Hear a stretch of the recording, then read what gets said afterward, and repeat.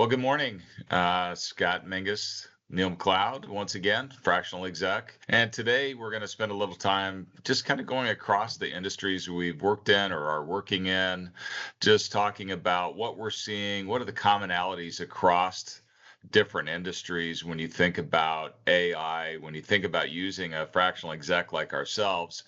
I think one of the things that I think about and talk about with clients is removing the complexity and the chaos out of your organization, right? Really, when you talk about document management, mundane tasks, especially in the insurance world, when you think about trying to match ICD-10 codes against a contract, against what the service was provided, and making sure that flows through so that you can get a good, clean claim and get paid for your services. I mean, it's really removing that complexity that humans will, either get bored with, make mistakes, they're not well trained. Being able to do that in an automated fashion using AI is an amazing way to move your business forward. It's not always about taking expense out of the business. It's really kind of accelerating that execution. And the thing that people sometimes lose sight of is they get inwardly focused on that piece of it and they forget about the customer experience side. How do we start with your client and make sure that we give them the best experience that they can have with you, your service, your product, whatever it might be, and then let's build back from there. So it's, I always like to start at the end and work my way back. If you have a good picture of what the best service that you can provide or the best experience for your client, and then you work back into that, I find it more successful for companies. Yeah, I think what you touched on there is pretty interesting. Most companies look at this as an efficiency opportunity, and not very many of them look at it as a revenue opportunity, whether it's cost savings or revenue generation. You can improve top and bottom line leveraging AI in ways that you kind of just touched on there. So, yeah, I think we try to help coach organizations too on how do you make money using this and not just sort of eliminate the backfills and the people side of the equation, but how do you actually think about cash flow and how do you think about workflows that can help you to improve your inbound activity and revenue generating opportunities, as well as cash flow efficiency on kind of the invoice and billing side of the equation. Yeah, I think one of the industries that I find interesting is the legal industry and the impact that AI is having on that industry and will have on it, right? Any business that bills by the hour, that's their whole world. And if you're judged by how many hours, billable hours you have every month, that's a tough deal when it comes to AI. Now, if you think about the interns that are coming through law school and then the first year graduates, et cetera, going into law firms that were really going through a learning process by doing research and working side by side with a senior attorney, and the power of AI to do research and the importance of human in the loop, right? Because there's all kinds of cases that are out there where they put briefs in front of judges with case law that did not exist. Didn't work out well for that law firm.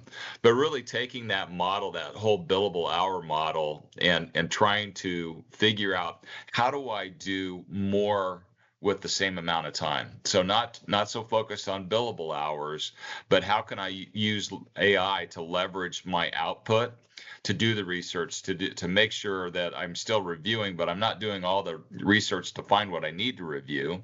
And then having that ability to generate contracts, to review contracts, find what you're looking for in agreements. You should be able to leverage your knowledge. So we get, instead of 60 minutes in an hour, really get 120 minutes because of efficiency. And you should be able to do more in that hour. So a lot of firms struggle with that, trying to figure out how do I do this, keep myself out of trouble, what kind of guardrails do I need to have, and how do I slow down enough to understand the technology and implement that technology without disrupting my billable hour machine that I'm working with. Yeah, it's interesting. My son is actually heading off to law school here coming up in the fall. And one of my biggest concerns is Are we sending them off to a dated and legacy educational system that's going to give them a certificate that doesn't really apply to the AI revolution? Should they be starting their own business right now? Should they be following a different path? Or should these educational institutions be teaching in a different way that allow them to come out of there prepared for this new world of AI? So tell me more about that. Yeah, it was interesting. This was a university professor of philosophy, and he talked about one of his challenges is that the younger generation, the students that are coming through today, are not reading books. And I said, listen, you can't teach the same way today that you taught 20, 30, 40, 50 years ago, because the world has changed. The people have changed. Our knowledge has changed. The technology has changed. And I said, you really need to focus on the learning, not the methodology of learning. You need to understand that they're going to use the tools just like we used a calculator instead of doing it on paper.